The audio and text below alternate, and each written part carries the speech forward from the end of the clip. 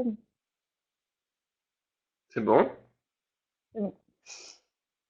Bien, il est 18h30, on va pouvoir commencer. Bonsoir à tous, je vous souhaite la bienvenue, ainsi que Alexandra Guérin, notre community manager pour ce dernier direct du MOOC sur le RGPD dans sa version numéro 2. Quand on commence, je voudrais profiter de ce dernier moment ensemble pour d'abord remercier toutes les personnes qui se sont inscrites et qui ont suivi ce MOOC. Vous êtes près de 11 000 personnes. Vous êtes inscrite au MOOC et au nom des personnels du CNAM qui m'ont aidé à construire cet outil de formation de premier niveau, je voudrais vous dire merci. J'espère que les éléments de formation qui vous auront été communiqués vous auront été utiles dans le cadre de votre pratique professionnelle, qu'ils vous auront appris des choses. Et je vous préciserai en fin de cette séquence dans quelle mesure vous pouvez éventuellement continuer à vous former sur ces sujets au CNAM, puisque nous proposons des formations à ce sujet. Je voudrais profiter aussi de ce dernier moment pour remercier tous ceux qui ont contribué à la construction de ce MOOC, tous les professionnels, les enseignants du CNAM qui, de manière bénévole, ont enregistré des séquences pour vous donner des éléments d'information sur tout un tas de sujets relatifs au RGPD. Et puis enfin, je voudrais remercier Alexandra Guérin, notre community manager, qui, outre qu'elle a animé un certain nombre de séquences du MOOC, a depuis maintenant 6 semaines lu attentivement toutes les remarques sur le forum de discussion et a sélectionné les questions auxquelles on répond chaque semaine. Merci beaucoup Alexandra. Merci Guillaume. Bonsoir à tous. On a ce soir encore sélectionné quelques questions auxquelles on se propose de répondre. Vous avez la possibilité de poser des questions en direct via l'outil de chat en ligne. Mais ce soir, à titre un peu exceptionnel, avant de répondre à ces questions, j'ai souhaité avec Alexandra proposer à une diplômée du CNAM de prendre la parole quelques minutes pour se présenter et nous faire un peu part de son expérience. Mon idée, si vous voulez, c'est qu'en ce moment, il y a vraiment de la part des entreprises, des administrations, une demande de plus en plus croissante de compétences sur ces sujets, et il y a donc derrière des débouchés en termes d'emploi. Et c'est dans ce contexte d'ailleurs que beaucoup d'entre vous vous êtes inscrits sur le MOOC, et je voulais donner la parole à une diplômée de notre certificat de spécialisation du délégué à la protection des données, pour qu'elle parle un peu de son parcours, de son expérience, et qu'elle vous donne un peu une illustration de ce qu'il est possible de faire sur le plan professionnel. Elle s'appelle Madame Majd Moubayed. Je voudrais lui donner la parole tout de suite. J'espère que ça va marcher sur le plan technique. Voilà, ça Bonsoir. marche. Ok, c'est bon. Vous nous Bonsoir. entendez bien? Oui, c'est bon, oui. Et vous m'entendez? Je vous entends très bien, oui. D'accord. Écoutez, merci de nous consacrer quelques minutes de votre temps. Ce que je vous propose, on a prévu un créneau de 7-8 minutes. Que vous pouvez un peu occuper comme vous voulez, mais peut-être ce qui serait intéressant d'abord, c'est que vous vous présentiez, vous nous rappeliez peut-être un peu votre parcours universitaire, et puis ensuite on serait intéressé de savoir ce que vous faites sur le plan professionnel, quel est aussi votre parcours, et quel regard vous portez sur le RGPD. Voilà, vous avez la parole. Merci beaucoup. Bonsoir à tous et merci de m'avoir donné la parole. Je m'appelle Majd Moubayed. En fait, j'ai eu mon master 2 à Paris 2, à SAS, en droit du commerce international et droit international privé. Et par la suite, je me suis inscrite à la formation de délégué à la protection des données parce que j'ai trouvé que ce domaine est très intéressant. Voilà, actuellement, je suis le DPO adjoint du groupe pharmaceutique Ipsen. J'assiste le DPO du groupe dans la réalisation de ses missions. Donc, dans ce cadre, j'ai des différentes tâches à effectuer. Au titre d'exemple, je vérifie les contrats avec des prestataires pour être sûr que les obligations de l'article 28 sont bien respectées. J'assure une veille juridique sur la protection des données personnelles de manière générale et particulièrement dans le domaine pharmaceutique. Donc, je prépare une newsletter tous les 2 mois. Ainsi, je prépare des formations adressées aux opérationnels afin de les accompagner dans la mise en place de leurs projets pour qu'ils soient conformes avec le RGPD. Je prépare aussi des politiques et des procédures internes sur les différents aspects de la protection des données personnelles. Et justement, dans ce cadre, j'avais fait une infographie. Ce document a comme objectif d'aider les opérationnels à vérifier la conformité de leur projet avec le RGPD. Donc, les 2 premières pages de ce document sont consacrées à une brève introduction sur la protection des données personnelles de manière générale et sur le RGPD, et à donner des définitions nécessaires pour comprendre les termes liés à ce sujet. La 3e page de ce document, c'est l'infographie en soi. Cette infographie contient 4 étapes à suivre par l'opérationnel. La première étape, bien sûr, c'est de vérifier si les données traitées dans le cadre du projet sont des données personnelles. Si c'est bien le cas, c'est indiqué que les personnes concernées doivent être informées. J'avais mis un lien vers un document, vers la note d'information, ainsi vers les autres mentions légales nécessaires. Et je précisais aussi les cas pour lesquels le consentement est obligatoire. Toujours en donnant bien sûr des exemples liés aux activités du groupe pour que les opérationnels puissent bien comprendre. La 2e étape est de vérifier si le traitement est licite et loyal. Donc, ça veut dire bien sûr de vérifier si les principes précisés par l'article 5 du RGPD sont mis en œuvre. Et si le traitement a une base légale, en expliquant brièvement les principes et les bases légales, et toujours en donnant des exemples qui parlent aux opérationnels. La 3e étape, c'est la mise en œuvre du principe Privacy by Design. J'avais mis aussi un lien vers un document interne qui explique en détail ce principe, et vers un outil interne qu'on utilise pour réaliser une analyse d'impact s'il y a lieu, et pour tenir un registre des activités du traitement. La dernière étape, c'est de vérifier si les droits des personnes concernées sont bien respectés, et de préciser bien que les personnes concernées doivent être informées en cas de changement de la finalité d'un traitement pour une raison ou une autre, et ainsi d'insister sur la nécessité de notifier ces personnes en cas de violation de leurs données personnelles, bien sûr si c'est susceptible d'engendrer un risque élevé pour leur liberté, pour leurs droits. Et voilà un petit résumé de mes activités professionnelles. Merci beaucoup. Merci à vous pour ces éléments. Alors, ce que je trouve intéressant, c'est que quand on voit un peu quelles sont vos activités sur le plan opérationnel, ça illustre parfaitement ce qu'on appelle l'obligation de documenter sa conformité. C'est-à-dire toutes les diligences que le responsable de traitement et le délégué à la protection des données vont mettre en œuvre pour démontrer qu'au sein d'une structure, donc pour ce qui vous concerne dans une structure pharma, on respecte les dispositions du RGPD par des procédures, par des formations aux opérationnels, par des outils qui vont être mis à la disposition des opérationnels pour évaluer la conformité. Tout ça participe de cette documentation qui peut être consultée par la CNIL à l'occasion d'un contrôle, par le juge à l'occasion d'un contentieux, et qui va attester de toutes les démarches de conformité qui sont mises en œuvre et qui vont permettre de sécuriser l'activité juridique de l'entreprise. Moi, je voulais vous demander, qu'est-ce qui vous a donné envie de vous spécialiser sur ces sujets ? En fait, j'avais fait un stage chez Microsoft, c'était en 2016, donc c'était l'année de la naissance du RGPD, et donc j'ai commencé à découvrir ce sujet.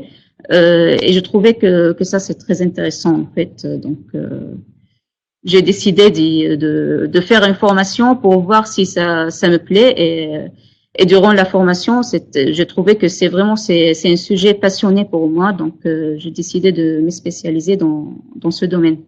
D'accord. Et alors du coup en interne vous travaillez avec le DPO si j'ai bien compris, mais ensuite vous avez d'autres personnes dans l'équipe, ou vous avez des relais dans les différents services opérationnels, comment ça se passe ? En fait, on est que deux. Il y a le DPO et moi, je suis l'adjoint. Et oui, on a des relais dans les différents départements, les différentes filiales d'Ipsen. D'accord. Donc là, il y avait un de nos auditeurs qui est présent et qui demandait si vous travaillez sur les sujets RH, marketing, consommateur. Vous travaillez un peu sur tout sujet lié à l'application du RGPD. Oui, bien sûr. Oui, oui, bien sûr. D'accord. Donc y compris tous les traitements spécifiques au domaine pharmaceutique, toutes les recherches médicales, etc., toutes les recherches, etc. Oui, bien sûr, les recherches, essais cliniques et aussi les départements RH, marketing, tous les groupes en fait, toutes les activités du groupe. Bon, ben dans une structure pharma, il doit y avoir beaucoup de travail quand même sur ces sujets, hein. Oui, ce qui est bien en fait. Parce que c'est intéressant aussi de voir que, au-delà des règles générales du RGPD, qui sont présentées dans le MOOC, il y a ensuite évidemment tout un tas de réglementations sectorielles qui vont s'appliquer en fonction de la nature de l'activité.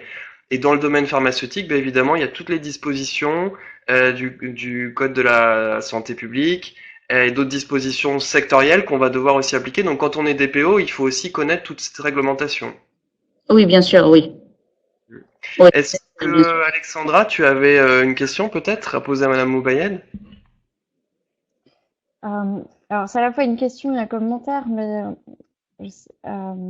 par rapport aux activités du DPO, on voit bien que ce n'est pas simplement la relecture de contrat. Je crois que vous l'avez très bien dit. Vous faites aussi beaucoup d'infographies, de politiques, d'actions de sensibilisation finalement et de formation. Donc, il y a deux grandes parties dans ce métier qui sont liées, le conseil et la formation, si on devait résumer.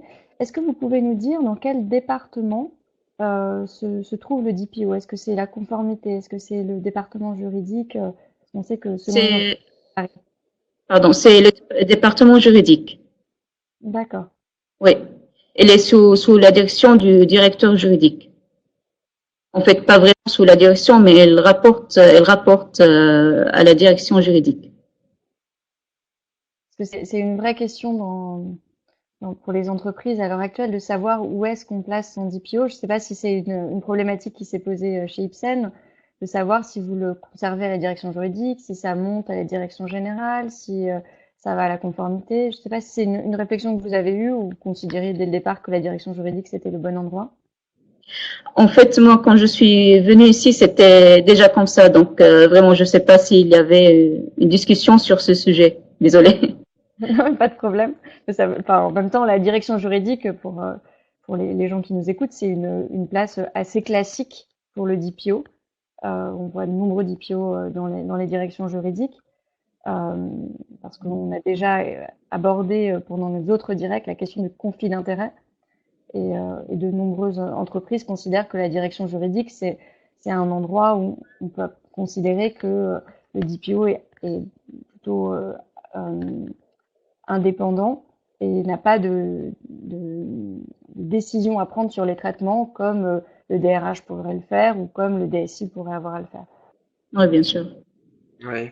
Alors, sachant que ce qui est intéressant dans votre parcours, c'est que vous avez un parcours assez classique de juriste et que parmi la population de professionnels qui s'intéressent à ces sujets, qui deviennent DPO ou référents, il n'y a pas que des juristes, hein, il y a aussi des personnes qui ont d'autres formations initiales, plutôt des personnes de l'origine informatique, technique, des personnes qui font plus de la gestion de la conformité. Et c'est assez intéressant de voir qu'on est sur un sujet un peu à la croisée des chemins entre le droit, la technique, la gestion de projet, et que eh ben, de toute façon, quelle que soit son origine sur le plan de la formation initiale, on doit ensuite compléter un peu sa formation et forcément s'entourer d'autres compétences. Par exemple, pour ce qui vous concerne sur le plan technique, est-ce que c'est pas parfois un peu compliqué? Comment vous faites pour, quand il y a un nouveau projet, essayer de bien comprendre les choses sur les aspects purement techniques, informatiques? En fait, on contacte l'IT sécurité. On a un département IT sécurité. C'est eux qui s'occupent de l'aspect technique d'un projet. D'accord. Et Oui, c'est là où on voit que le DPO, pour qu'il puisse travailler correctement, il faut qu'il ait beaucoup de relais en interne et voir qu'il se fasse appuyer parfois par des consultants externes, oui, bien parce sûr. qu'il est vraiment à la croisée des chemins et c'est un peu on dit souvent que le DPO c'est un peu un chef d'orchestre parce qu'il fait pas tout seul en fait. Il est là surtout pour faire de la coordination. Oui, c'est bien ça. Bon bah écoutez, en tout cas merci beaucoup. Merci à D'avoir vous pris aussi. le temps de nous parler, de vous présenter, de nous parler un peu de vous. Moi, je suis très content, je suis très fier que vous soyez diplômé du CNAM, parce que quand je vois votre parcours, je trouve que vous avez un très beau parcours professionnel, et je suis très content et j'espère que ce sera le cas de beaucoup d'autres diplômés du CNAM. Si on peut aussi aider des professionnels à monter en compétences et du coup à trouver des emplois ou à changer d'emploi pour trouver des choses qui les intéressent, c'est vraiment tout le sens de notre travail. Voilà, bonne continuation en tout cas, merci à vous. Merci beaucoup. Merci. Au revoir. Et peut-être Alexandra, est-ce que je peux te proposer de commencer par répondre à une des questions qu'on a sélectionnées? Oui, tout à fait. Alors, je suis désolée, j'arrive pas à vous enlever les droits de conférencier, donc vous restez au milieu. Est-ce que je peux vous demander peut-être d'enlever votre Oui. webcam? Ce sera peut-être plus facile pour vous, jusqu'à ce que j'arrive à avoir accès encore. Tu Désolée veux pour que je cette prenne petite. la première question du coup, Alexandra? Je veux bien la prendre. Alors, une question sur les transferts de données hors Union européenne qui nécessitent une autorisation. Est-ce que ça nécessite, alors, dans quel cas un transfert de données hors Union européenne nécessite une autorisation de la CNIL? Alors, on en a déjà parlé devant vous hein, lors de ces directs de la question des autorisations, enfin de la question des transferts hors Union européenne. Ce qu'il faut retenir, c'est que avec le RGPD, il n'y a plus d'autorisation de transfert. On n'a plus cette problématique-là. Avant, même quand on avait des clauses contractuelles types, donc qui étaient un moyen de garantir le transfert, on devait demander l'autorisation. Ce n'est plus le cas. Ce qu'il faut que vous reteniez, c'est que quand vous avez un transfert, vous devez avoir une garantie adéquate. Les garanties adéquates, je vous les rappelle très très brièvement, c'est le Privacy Shield si vous êtes aux États-Unis, si vous avez un transfert vers les États-Unis et que votre co-contractant a adhéré au Privacy Shield, ça peut être les clauses contractuelles type. C'est évidemment si les données partent dans un pays hors de l'Union européenne où il y a une protection adéquate, là on pense à la Suisse par exemple, au Canada, à l'Argentine, etc. Et puis, c'est le cas des BCR, qui sont les règles d'entreprise contraignantes, qui d'une certaine manière demandent une autorisation parce que c'est les autorités de protection des données qui vont certifier ces règles d'entreprise. Mais c'est pas une autorisation systématique. C'est un code de conduite, les BCR, que vous faites approuver par les autorités une fois pour toutes. Et après, vous revenez pas par rapport enfin, pour chaque transfert. Donc, vous avez ces grandes garanties-là. Et puis, il y a des cas tout à fait résiduels. Je les cite juste par acquis de conscience, mais les cas d'autorisation à l'heure actuelle, ils sont extrêmement limités. C'est quand vous voulez des clauses contractuelles qui sont spécifiques, donc vous n'allez pas adopter le modèle de la Commission européenne. Honnêtement, ne tentez pas cette voie-là, c'est extrêmement difficile. C'est pour les très grandes entreprises. De mémoire, c'est arrivé avant le RGPD pour Amazon qui avait demandé des clauses particulières qui ont été approuvées par l'autorité luxembourgeoise. Mais c'est vraiment des cas résiduels. Et puis après, vous avez le cas des arrangements administratifs. Là encore, c'est entre autorités publiques, ça n'intéresse pas la majorité des transferts. Donc voilà, si on doit simplement résumer la situation, il n'y a plus d'autorisation pour les transferts. Merci. Alors, de mon côté, j'ai reçu une question que je vous livre sur le délégué à la protection des données, justement. Une personne qui nous demande dans quel cas une association qui ne récolte pas de données de santé a-t-elle l'obligation de désigner un délégué? Et cette personne nous précise qu'elle trouve que la notion de grande échelle est floue. Alors, juste pour mémoire, il y a trois cas dans lesquels une structure, public ou privé, doit désigner un délégué. Ces trois cas, ils sont prévus à l'article 37 du RGPD, donc j'encourage nos auditeurs à aller y jeter un coup d'œil. Le premier cas, ce sont les structures de droit public. Donc en gros, dans tout le secteur public aujourd'hui, les différentes structures administratives doivent désigner un délégué à la protection des données.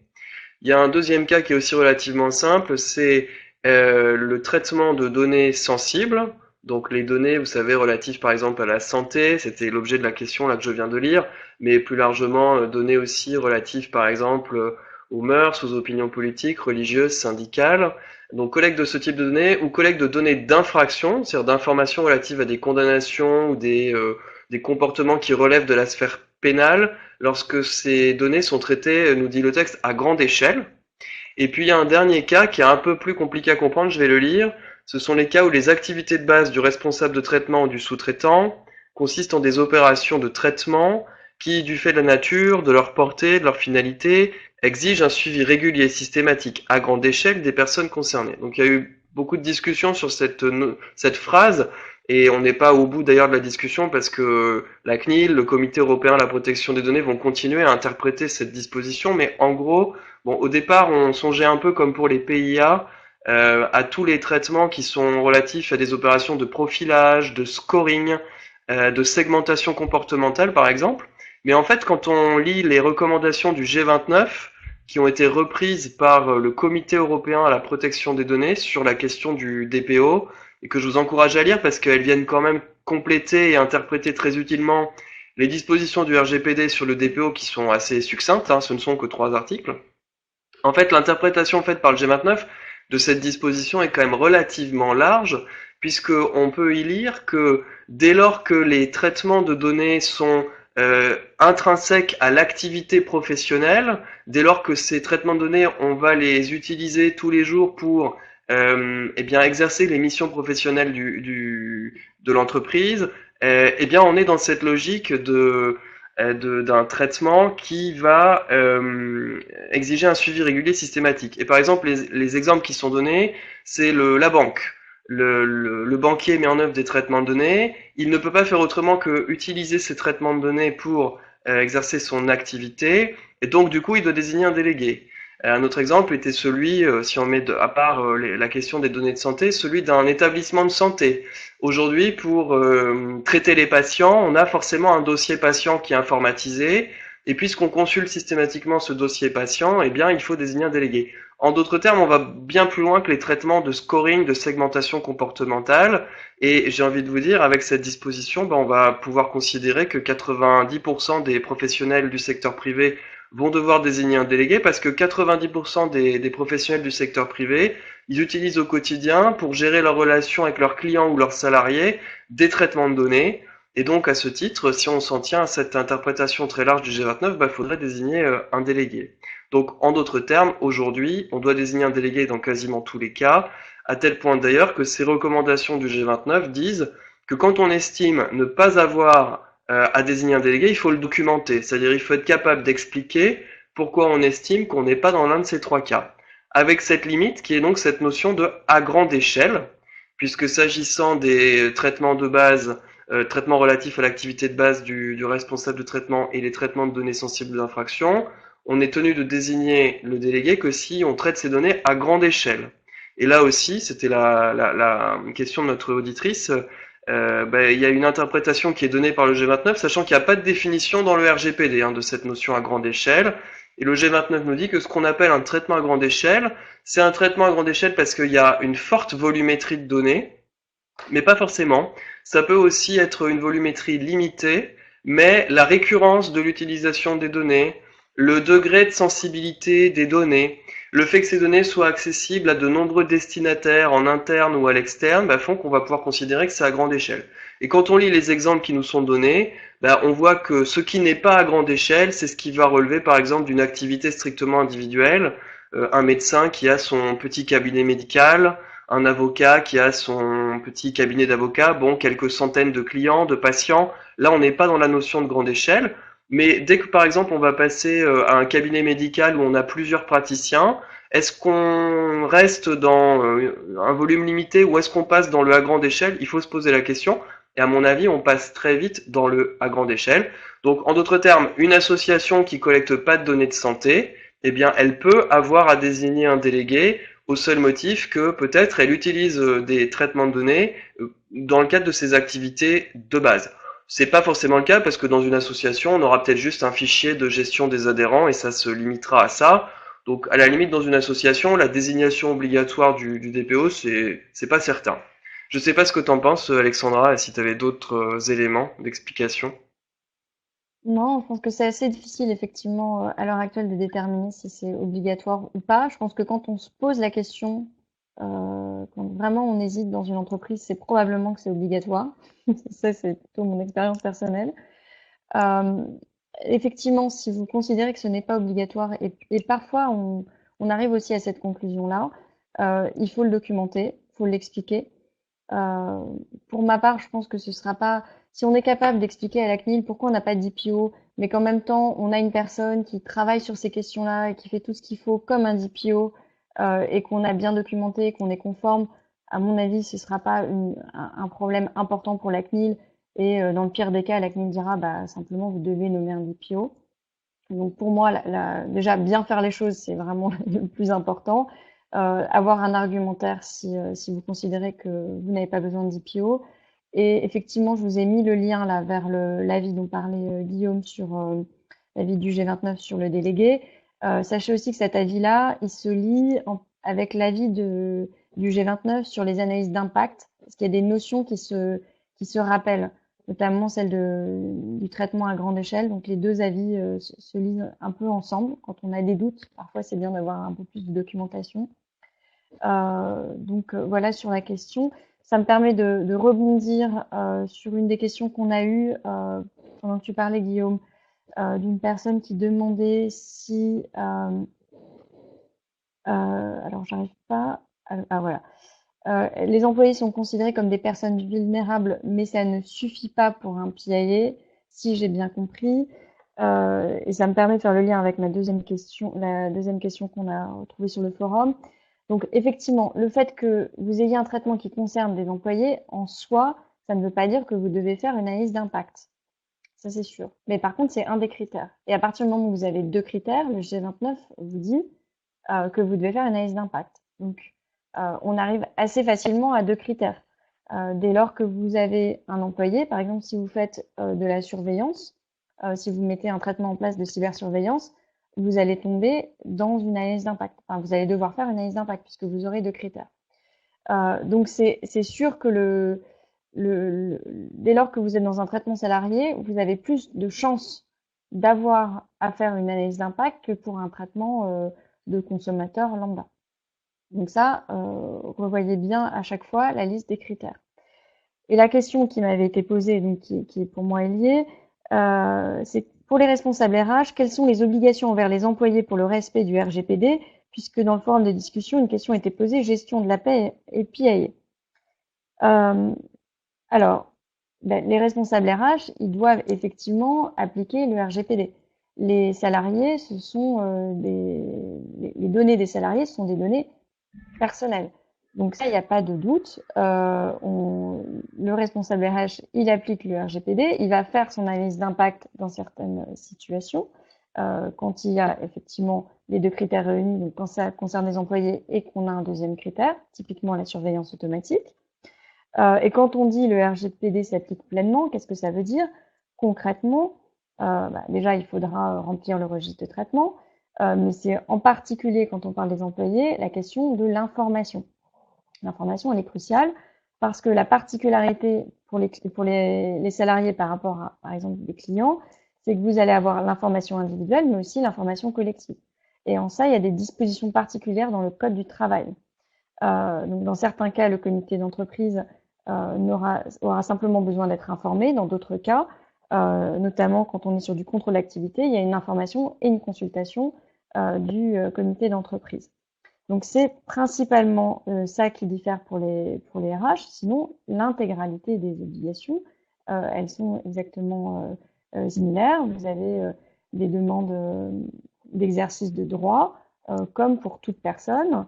Et votre RH, votre responsable RH, il va devoir faire droit aux demandes, par exemple, demandes d'accès. On sait que c'est la problématique principale à l'heure actuelle dans les entreprises, quand vous avez un collaborateur et qu'il y a des difficultés avec ce collaborateur. Souvent, on est en précontentieux et on a une demande d'accès et se pose dans ces cas-là toute la question de l'étendue du droit d'accès. Je ferai comme les autres fois où on a eu des directs, c'est-à-dire que je vous posterai après ce direct un certain nombre de liens utiles. Et dans ces liens utiles, vous pourrez retrouver notamment les fiches que la CNIL a fait en termes de relations de travail et de données salariées, qui, à mon sens, sont très utiles. Voilà. Très bien, merci beaucoup Alexandra. Bon, le temps passe vite, on arrive déjà à la fin de ce MOOC. Comme à chaque fois, on a chacun prévu une petite conclusion, mais aujourd'hui c'est vraiment la dernière. Alors, est-ce que tu souhaitais nous dire quelque chose de particulier à titre de conclusion, Alexandra? Alors, ce que j'ai remarqué, c'est que sur le MOOC, on avait beaucoup de questions relatives aux PME.